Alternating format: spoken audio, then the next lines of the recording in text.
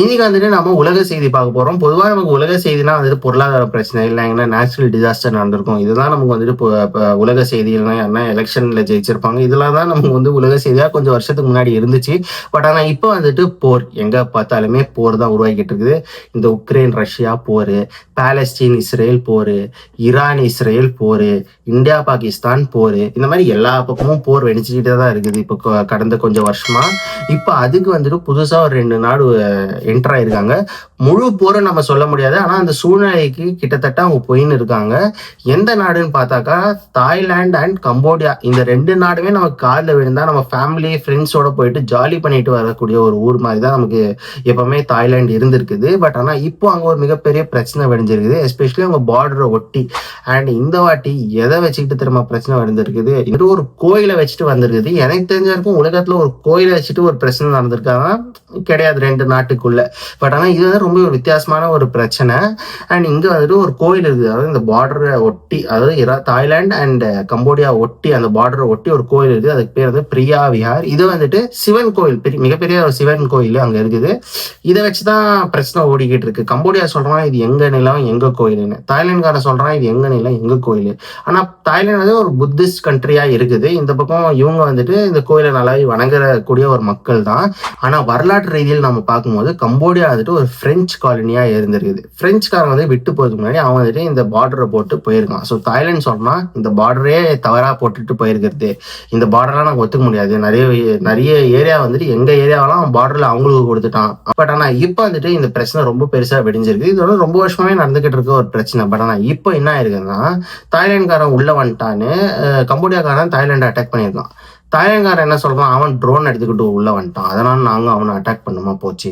2 பேருமே அவங்க மேல பழி போட்டுக்கிட்டு சண்டை போட்டுக்கிட்டு இருக்காங்க. இவங்க 2 பேருமே ஒரு பக்கம் சண்டை போடுறது இருக்கட்டும். பட் ஆனா நம்ம தமிழர்களா இந்த வீடியோ நம்ம பார்த்துக்கிட்டு இருக்கோம். அவன் சண்டை போட்டுக்கிட்டு இருக்கான், சுஜி இதை வச்சு நான் என்ன சுஜித்து பண்றது அப்படின்னு நீங்க நினைக்கலாம். பட் ஆனா தமிழர்கள் ஆகிய நமக்கும் இது ஒரு சின்ன ரோல் இருக்குது. இந்த பிரச்சனை உருவாக்குனதுல நம்ம தமிழர்களுக்கு ரோல் இல்லைனாலுமே இந்த கோயில் கட்டப்பட்டதுக்கு, இந்த கோயிலுக்கு பின்னாடி இருக்க இந்த கம்போடியா மக்களுக்கு, தாய்லாந்து மக்களுக்கு, இது எல்லாத்துக்குமே வந்து வரலாற்று ரீதியில நமக்கு ஒரு பங்கு இருக்குது. அதாவது நம்ம நிலத்துல இருந்த சோழ பேரரசு ராஜேந்திர சோழர் வந்துட்டு கடாரம் ஜெயிச்ச அப்படி, இந்தோனேஷியாவுக்கு போன அப்படி, மலேசியாவுக்கு போன அப்படி, அதுக்கப்புறமா கம்போடியாவுக்கு போன அப்படி, இங்க எல்லாமே இடத்துக்கு போயிருக்கு அப்படி இல்லைங்களா. அப்போ வந்துட்டு இந்த கோயில் கட்டப்பட்ட இந்த காலத்துல வந்துட்டு இந்த கம்போடியா மன்னர் வந்துட்டு சோழர்கள் கிட்ட சொல்ற அப்படி, இந்த மாதிரி எங்களுக்கு வந்துட்டு உங்களோட ஹெல்ப் தேவை, இங்க நீங்க வரீங்க, எங்களுக்கு ஆட்சி புரியறதுக்கு உங்க ஹெல்ப் தேவை, எங்களுக்கு வந்துட்டு இந்த ஸ்ரீவிஜய அரசை வந்துட்டு இந்த தாய்லாந்துல இருக்க ஒரு அரசை வந்துட்டு நாங்க ஜெயிச்சுட்டு எங்களுக்கு இந்த கோயிலை கட்டணும்ன்ற மாதிரி அவங்க சொல்லும் போது சோழர்கள் வந்துட்டு அப்போ இவங்களுக்கு ஒரு சப்போர்ட் கொடுத்துருக்காங்க ஸ்ரீவிஜய அரசை வந்துட்டு தோக்கடிக்கிறதுக்கு. ஸ்ரீவிஜய அரசு வந்துட்டு கெமர் கிங்டம்க்கு ஆப்போசிட். அவங்க இங்க நமக்கு சோழ பாண்டியர்கள் மாதிரி அவங்களுக்கு வந்துட்டு கெமர் அண்ட் ஸ்ரீவிஜயான்ற மாதிரி இருந்தாங்க. ஸோ அப்போ வந்துட்டு சோழர்கள் வந்துட்டு கிட்டத்தட்ட ஒரு கெமர் சைடு எடுத்த மாதிரி தான் வந்துட்டு வரலாற்று சொல்லுது. ஸோ இது வந்து ஒரு தமிழர்களாகிய பார்க்குற நமக்கு வந்துட்டு இன்னொரு நெருக்கமா இந்த கதையை நான் கொண்டு போய், ஏன்னா அங்க சிவன் கோயில் நிறைய ஹிந்து கோயிலுக்கு வந்ததுக்கு மிகப்பெரிய காரணங்கள் வந்துட்டு தமிழர்கள். ஏன்னா கம்போடியால இருக்க அங்கோர்வாட் கோயிலுக்குமே சரி, இந்த மாதிரி நிறைய கோயிலுங்க அங்க இருக்குது. அங்க வந்துட்டு சோழர்களோட ஆட்சி நிறையவே இருக்குது. அங்க வந்துட்டு அந்த நிலத்துல வந்துட்டு தமிழர்கள் வந்துட்டு நிறைய தொழில் செஞ்சிருக்காங்க, வியாபாரம் செஞ்சிருக்காங்க. அண்ட் நிறைய பேர் வந்துட்டு இந்த கோயில்களுக்கு போயிருக்காங்க. ஃபார் எக்ஸாம்பிள் நான் சொல்லணும்னா ஒரு கோயிலோட கல்வெட்டுல வந்துட்டு ஒரு சிலையில வந்துட்டு காரைக்கால் அம்மையார் இருப்பாங்க. ஏன்னா அவங்க ஒரு நயன்மாருன்றதுனால அவங்கள வந்துட்டு சிலையா வந்துட்டு அந்த கோயில்ல வந்துட்டு வச்சிருப்பாங்க சிவன் கோயில்ல. ஸோ அந்த அளவுக்கு தொடர்பு தான் வந்துட்டு தமிழர்களுக்கும் இந்த கம்போடியா மக்களுக்குமே.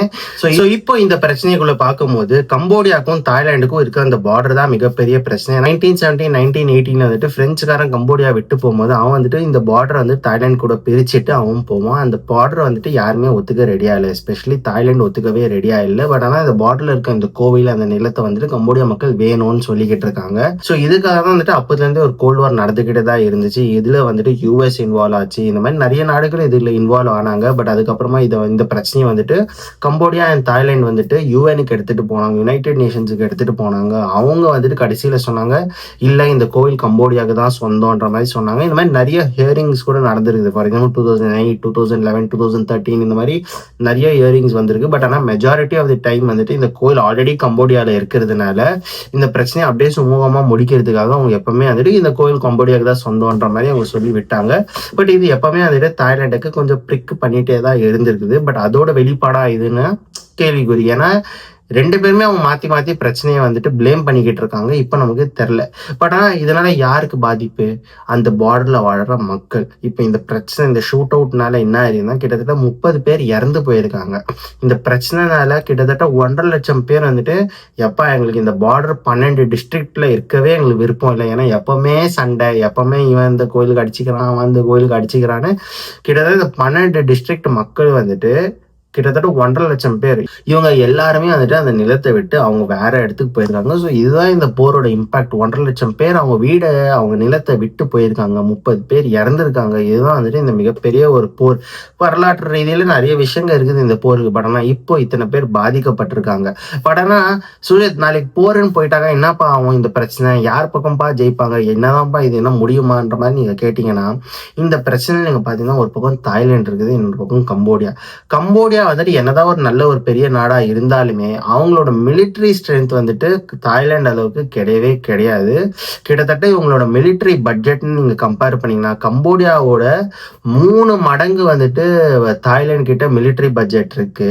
அண்ட் நீங்க ஃபைட்டர் ஜெட்ஸ் நீங்க பாத்தீங்கன்னா தாய்லாந்து கிட்ட 26 to 28 ஃபைட்டர் ஜெட்ஸ் இருக்குது, F-16 ஃபைட்டர் ஜெட்ஸ்.